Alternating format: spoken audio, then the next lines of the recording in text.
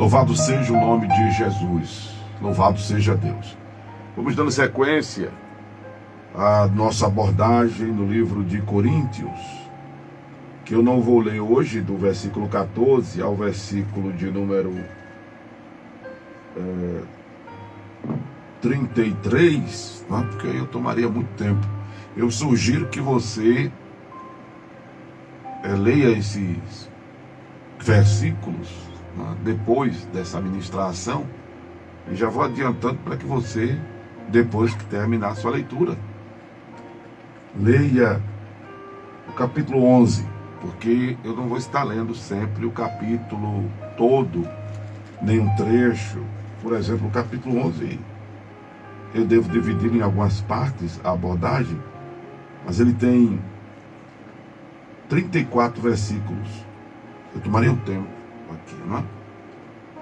E eu não quero voltar àquilo que eu fazia, de estar pedindo para os irmãos ligarem para estar lendo a palavra, porque isso também tomaria muito tempo da gente. E são 5 horas de programa, mas no instante passa. Os irmãos percebem que no instante passa o tempo. E nós temos muitas coisas a fazer nesse intervalo de 5 horas. Mas eu quero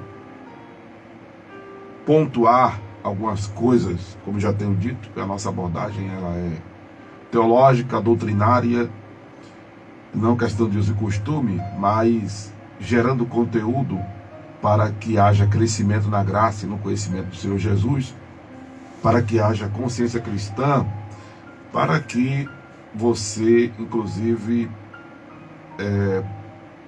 aplique os princípios em suas vidas, né?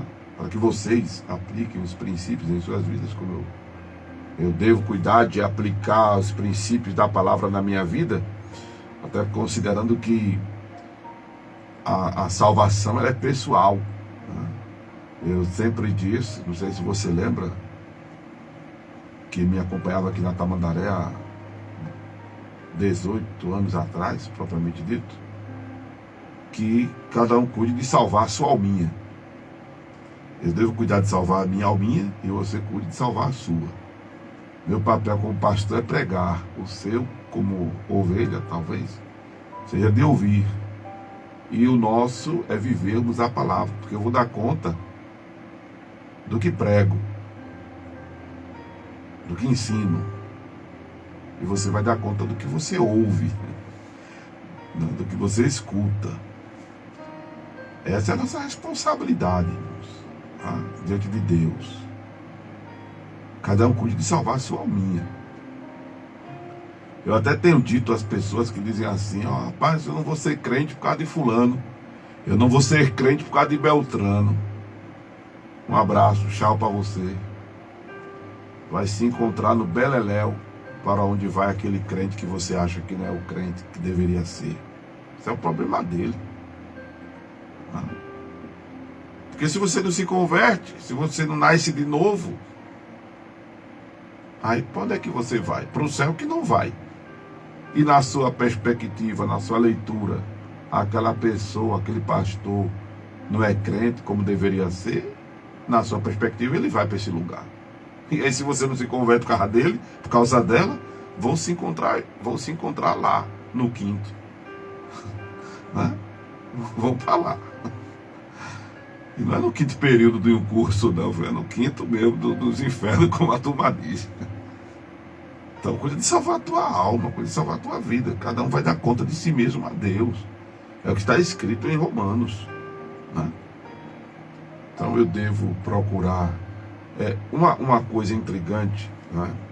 Que às vezes eu tinha no começo muito da minha fé, era de vir uma palavra, de vir uma mensagem, de vir um princípio, e eu dizer, aliás, isso foi depois de eu escutar o ensinamento, que era o seguinte, o ensinamento errado.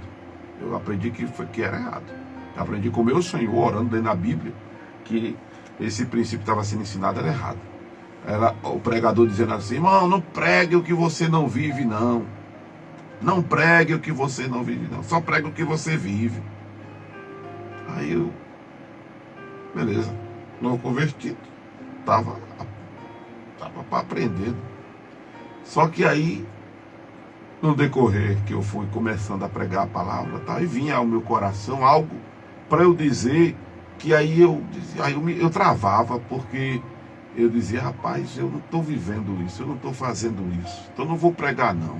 Aí o Senhor me repreendeu: fale, fale, porque a palavra é para quem estava ouvindo, mas era para mim também que estava recebendo, entende? A palavra era para eu ministrar para quem estivesse ouvindo, mas era para mim que também estava pregando. A palavra é para quem escuta e para quem prega. A palavra não é só para quem escuta, a palavra é para quem prega também. Por isso que ela é também espada de dois gumes. Não é dois gumes como se fosse só uma navalha cortando os dois lados. É dois gumes também voltando. Louvado seja o nome de Jesus. Recebeu né? Teve luz, né? Desse conceito dos dois gumes. Que bom. Louvado seja Deus. E aí eu ficava intrigado. Aí eu disse: não. Se eu não estou vivendo isso que está vindo para eu pregar, então é para eu viver também. Aí esse princípio eu passei a ensinar aos obreiros que congregavam comigo. Não é?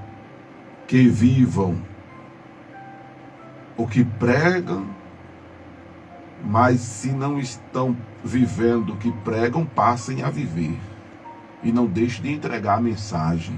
E não deixem de entregar o decreto. E não deixem de entregar a palavra. Louvado seja Deus.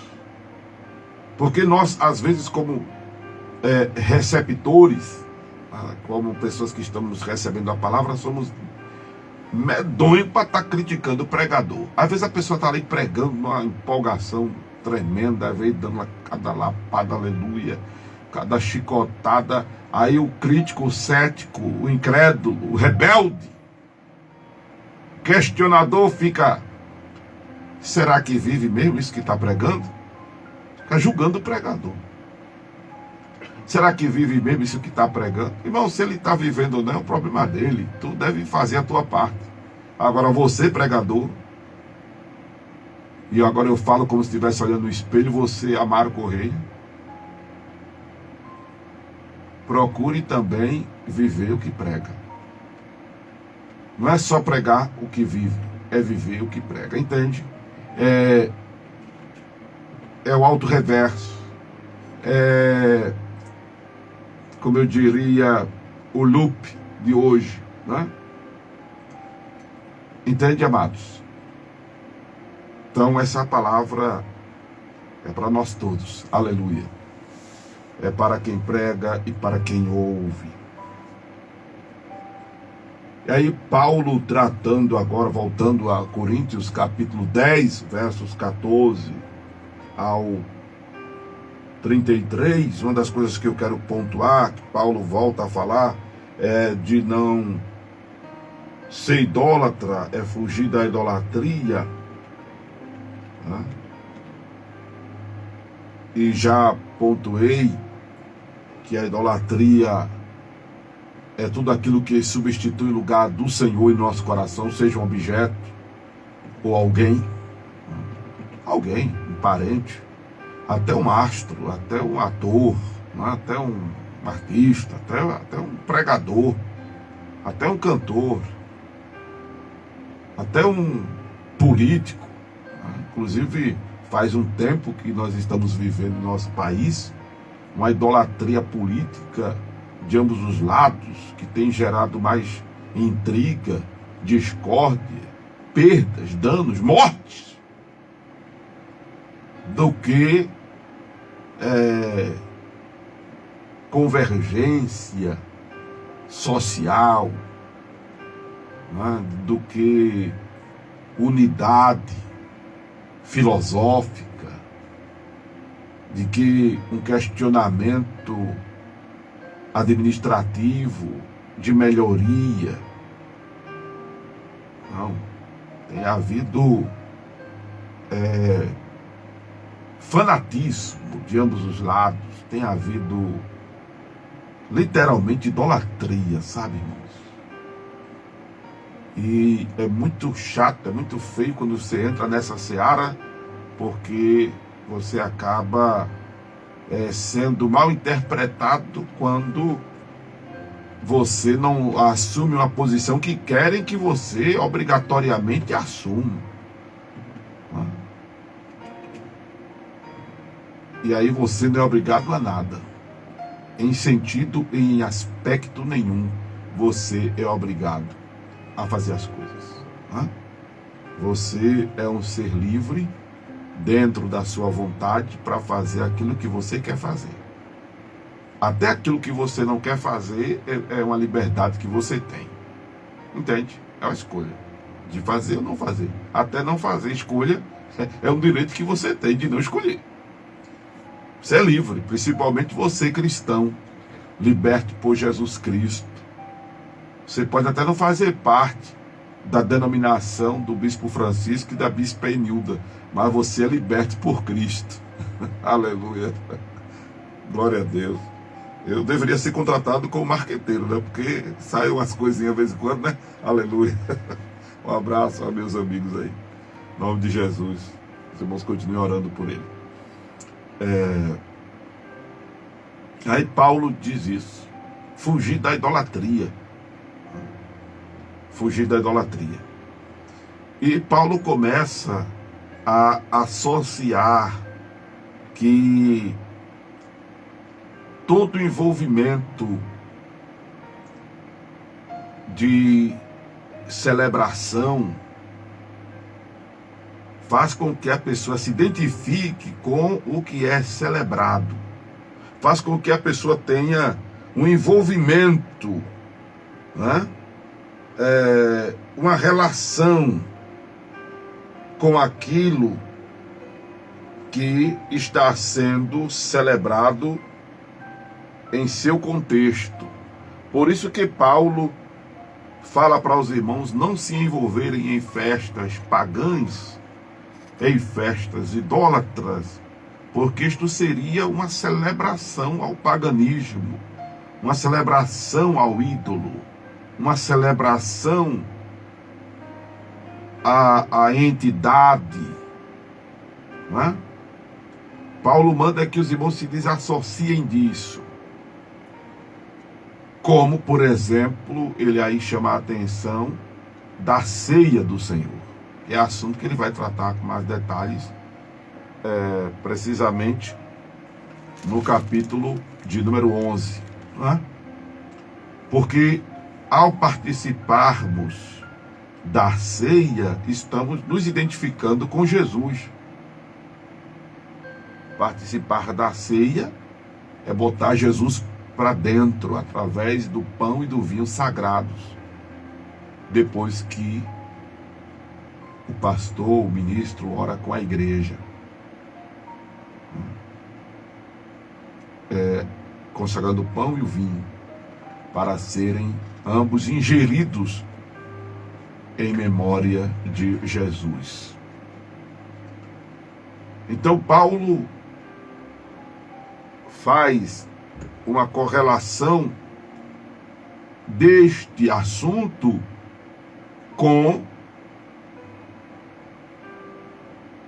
as festividades pagãs, as festividades religiosas voltadas para qualquer ser que não seja a pessoa de Jesus, dentro principalmente do seu contexto, que deve ser bíblico.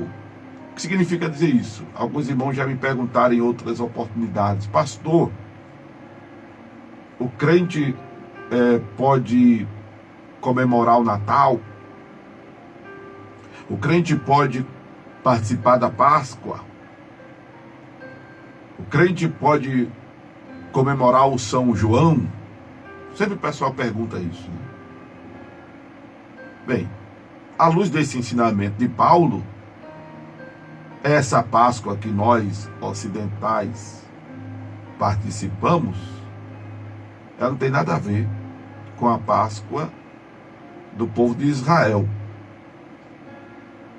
que por sinal ainda comemora a Páscoa, porque ainda espera o Messias,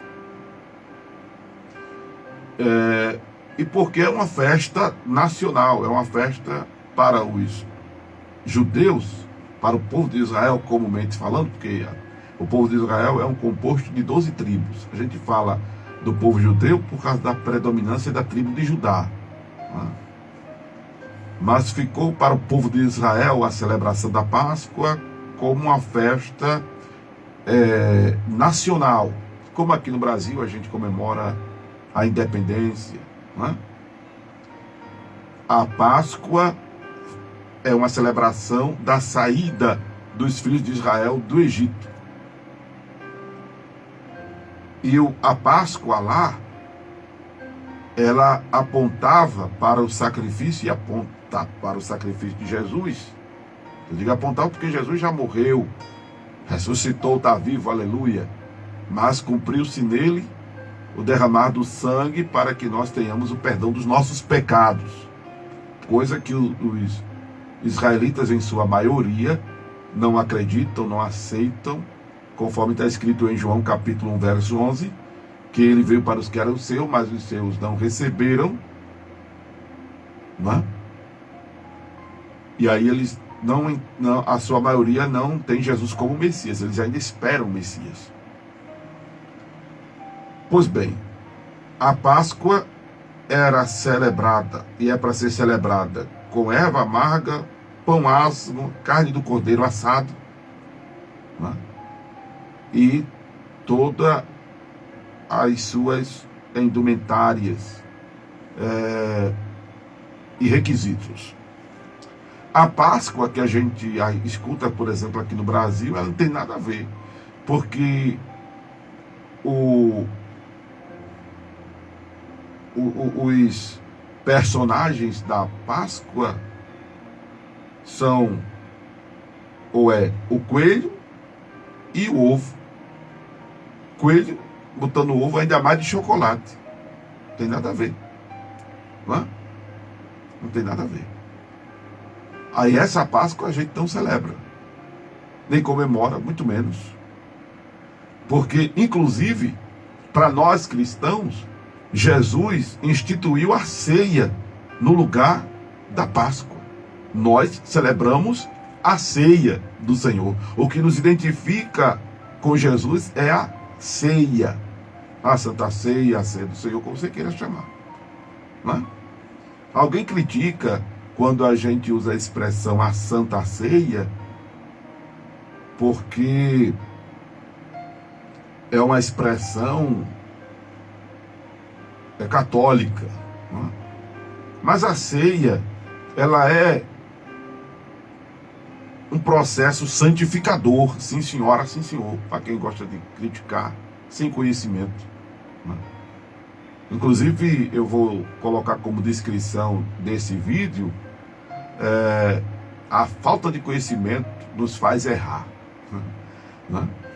Porque você erra em não saber que não se deve celebrar essa Páscoa que vem por aí, o que acontece anualmente, em que os personagens principais, né? Ou o personagem é o coelho, ou são o coelho ovo, enfim, né? Os elementos são esses, coelho e ovo, e de chocolate ainda mais.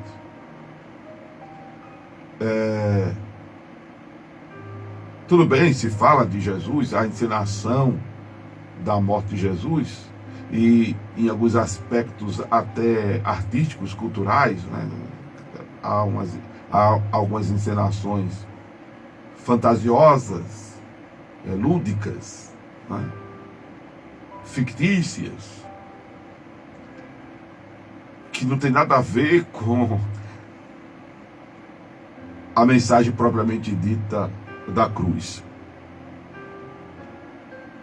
Pois bem, se erra em não conhecer, por exemplo, o Natal. Há pastores que defendem a comemoração da data com unhas e dentes.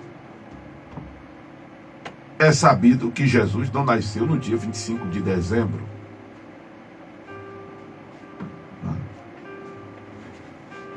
É considerável o clima de fraternidade, de altruísmo.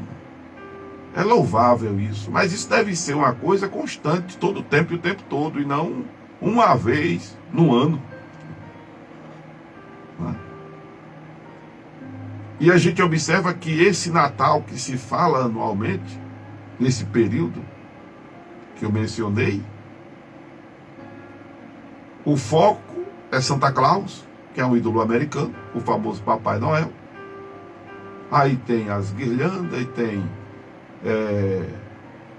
trenó, e tem as bolas de Natal, e tem... Aí tudo isso tem uma conotação pagã, isso tem nada a ver com o cristianismo, isso não tem nada a ver com o ensinamento de Jesus. Então o Natal, Jesus não é o foco.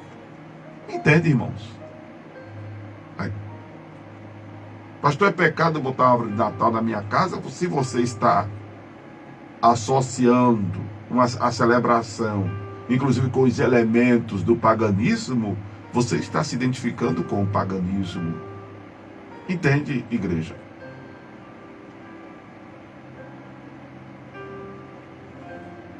Paulo orienta que isso não é bom. Isso não atrai coisas boas.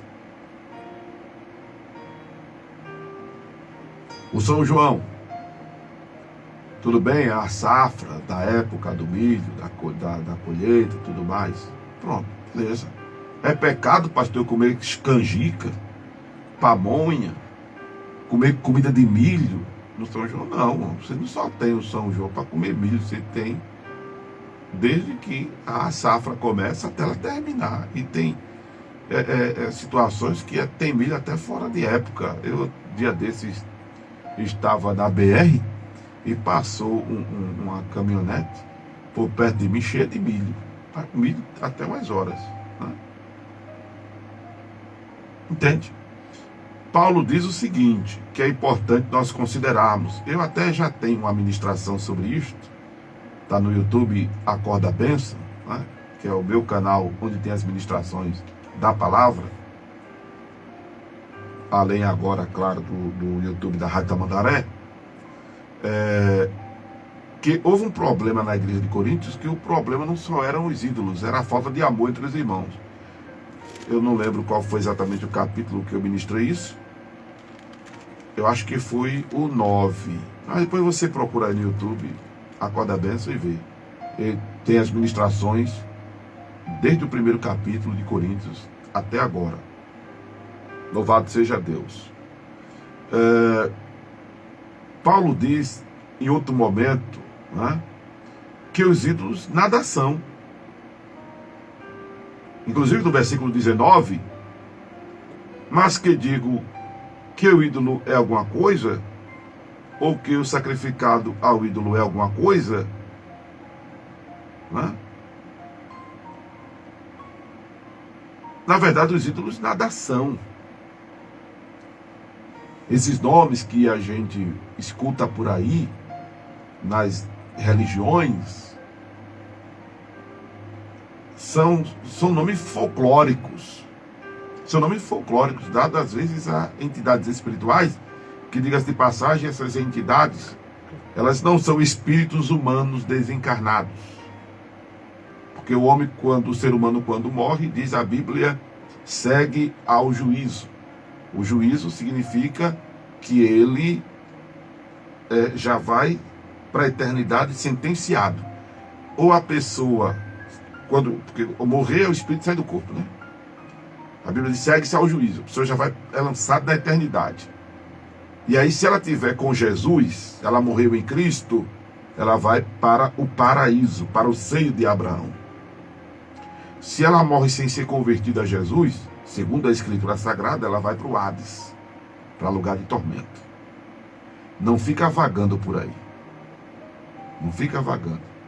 Pastor Amaro morrer agora, está aqui no estúdio da Rádio Tamandaré, aí eu não vou lá na minha casa. Eu não vou lá em São Paulo, onde está a minha filha Luana. Agora é interessante que ela pode até sentir alguma tristeza profunda, claro, porque há uma ligação no mundo espiritual da nossa relação pai-filho, irmão-irmã. Você pode até sentir em seu espírito uma ausência, uma saudade, alguma coisa interessante. Mas não é que o espírito da pessoa foi lá onde está a outra, se despediu, tchau, eu estou indo. Não existe. Não. Porque senão ia passar um tempão para visitar os parentes.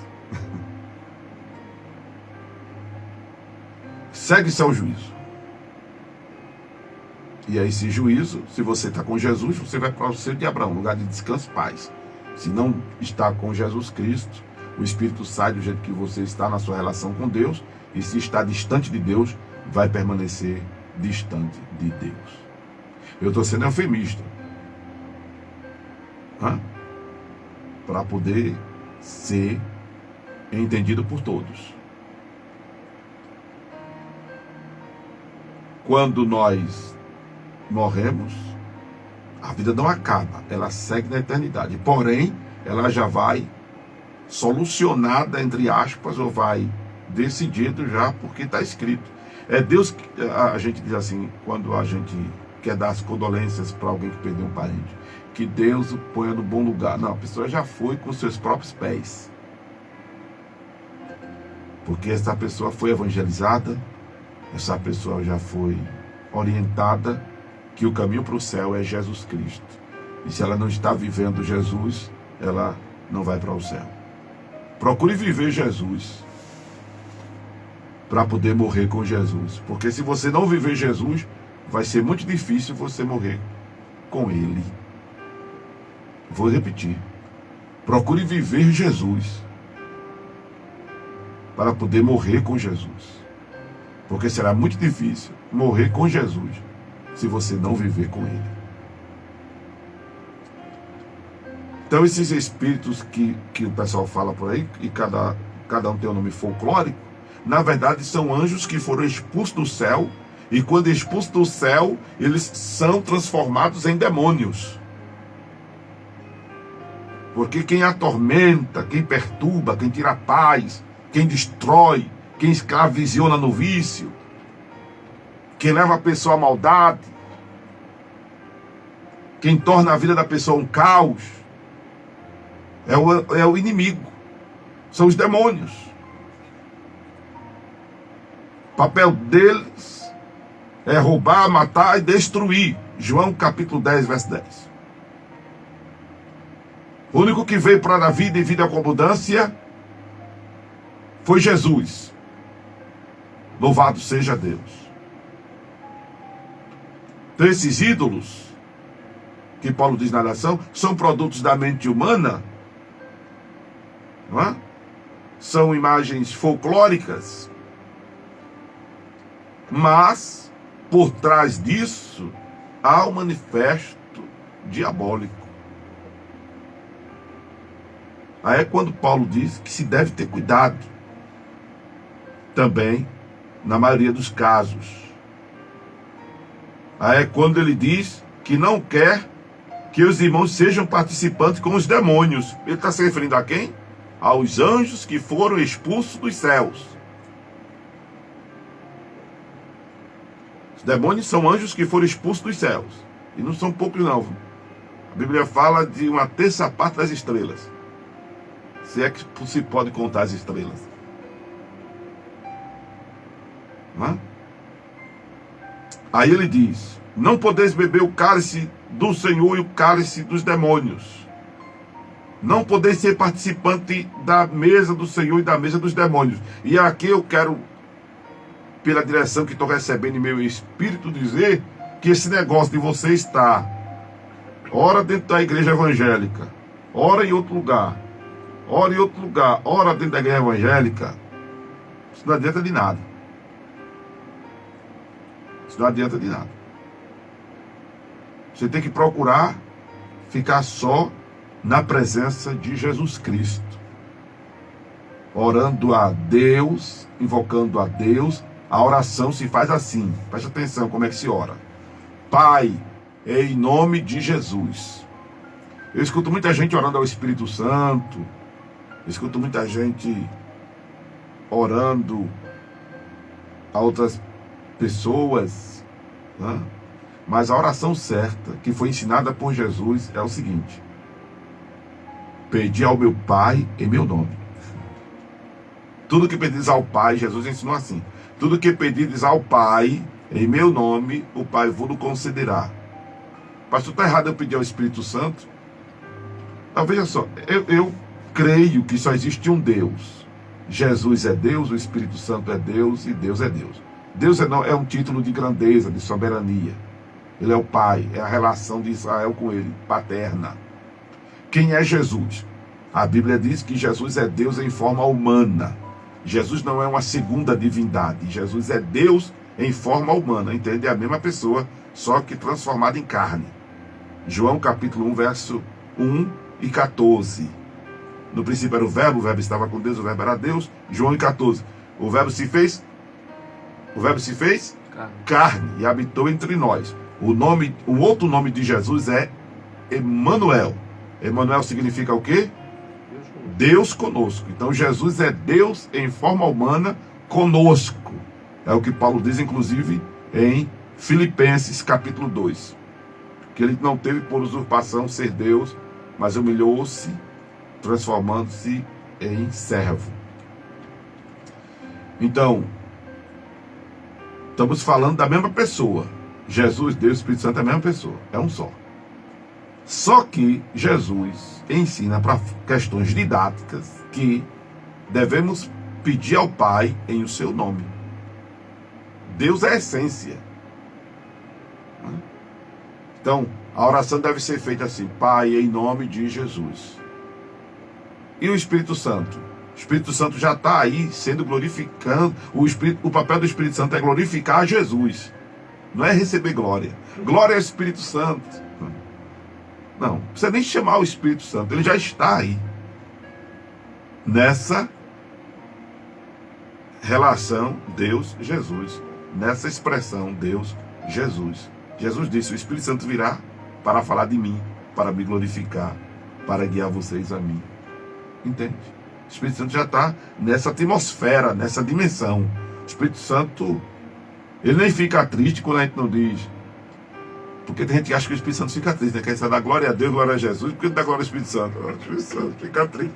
Não, irmão. É ele que faz com que a gente glorifique a Jesus.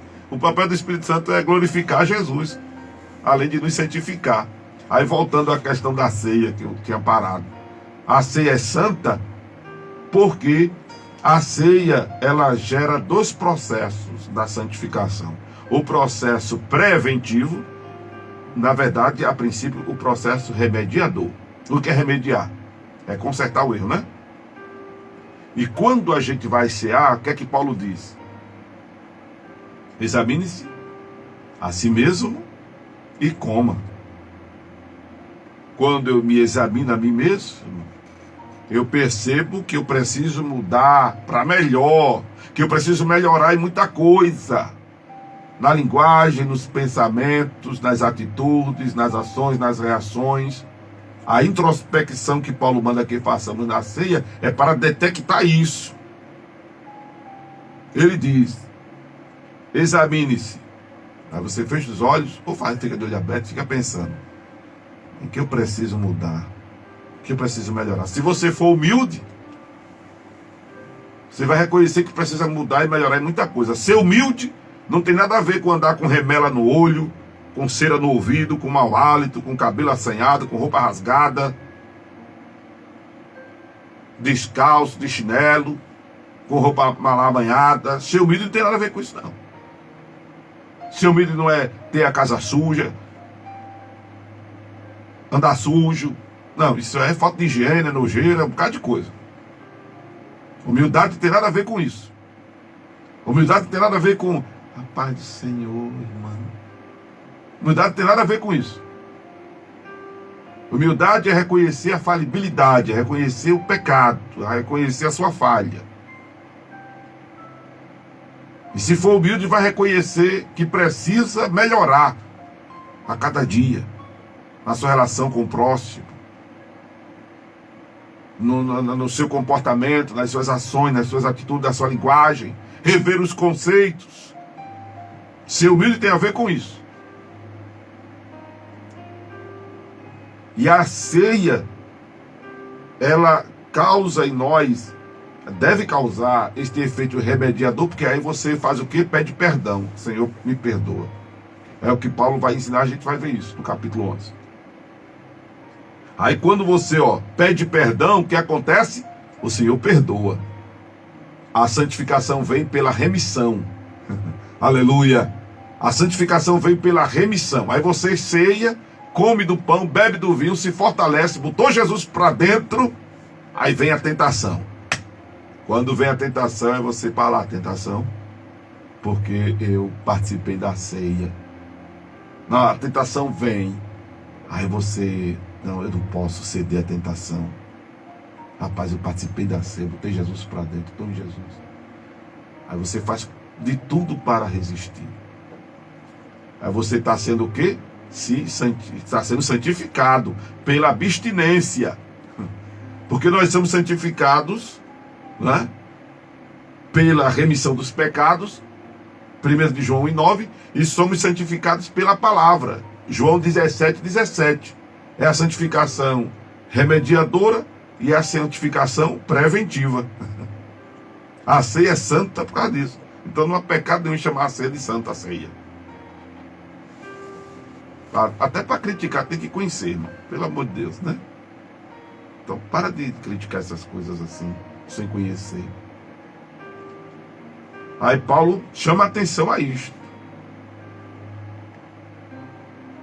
A segunda parte que essa outra parte do capítulo 10 fala, é Paulo falando da liberdade cristã. Aí é onde eu quero dar o tema para essa abordagem, né? De que erramos por não ter conhecimento. Interessante, Paulo diz, todas as coisas me são lícitas, mas nem todas as coisas convêm. Todas as coisas me são lícitas, mas nem todas as coisas edificam. Procura ocupar-te em coisas que te edificam, que te levem a algum lugar bom, que te ajude a ser alguém nesta vida, e que te leve a construir alguma coisa. Coisas que edificam. Ocupa o teu tempo nisso. Tem uma expressão em inglês que eu não vou saber pronunciar, que é cérebro apodrecido. Eu nem vou saber pronunciar, porque eu não decorei a pronúncia e não sei nem como é que se escreve ainda. Você pega a palavra cérebro em inglês e apodrecido, junta e pronto. É a palavra que os americanos escolheram para este ano, para ficar em pauta, né? Cérebro apodrecido, que são ocupações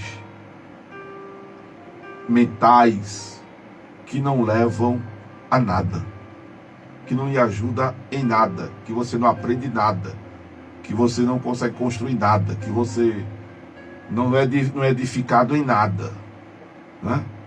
É como se alimentar de macarrão instantâneo. Isso só faz ruim para a sua saúde. Isso não alimenta, não, se engana.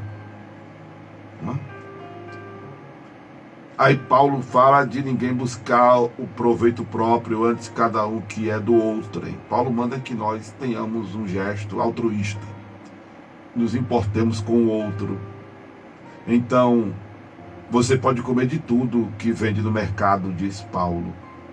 Você pode ir até para uma festa. Agora preste atenção a isso que é importante. É muito importante isto. Veja só o que Paulo diz. Se algum dos infiéis vos convidar e quiser dizer, comei de tudo o que se puser diante de vós, sem nada perguntar, por causa da consciência. Aí ele adianta depois, não a consciência tua, mas a consciência do outro. Ele diz, não a tua consciência, mas a consciência do outro. É complicado às vezes entender isso aqui. Para resumir, é melhor nem ir à festa. Para resumir, é melhor nem ir à festa. Entende? Porque se você vai à festa, você vai se expor, vai comer. Aí você vai para a festa, onde tem uma carne ali sacrificada ao ídolo, uma comida sacrificada ao ídolo. Aí você vai com a intenção de comer. Mas você não vai comer porque está sacrificado ao ídolo, você vai comer porque gosta daquela comida. E porque foi convidado para aquela festa. Você gosta das pessoas que estão na festa, você quer prestigiar a pessoa que lhe convidou, né? E você vai por esses motivos. Aí lá na festa você está de boa, tal. Aí chega alguém e diz, ó, isso aí foi sacrificado ao ídolo. Aí tu não vai botar comida para fora, não vai comer. É melhor nem ir para a festa. Por isso que Paulo diz assim, se quiser ir, aí depois ele mostra que em você cedendo esse convite, você vai se meter num imbróglio, né? Numa confusão para você grande. Então é melhor evitar. Aí eu quero terminar esta fala dizendo a palavra que estou recebendo do Senhor agora. É melhor cortar o mal pela raiz. É melhor cortar o mal pela raiz. Procure evitar. Amém? Esta palavra que você ouviu ao seu ouvido foi a voz do pastor Amaro Correia. Mas se ela mexeu com o teu espírito, lhe consolou, lhe edificou, lhe exortou, lhe gerou crescimento espiritual, foi a voz de Deus, a voz do divino. Momento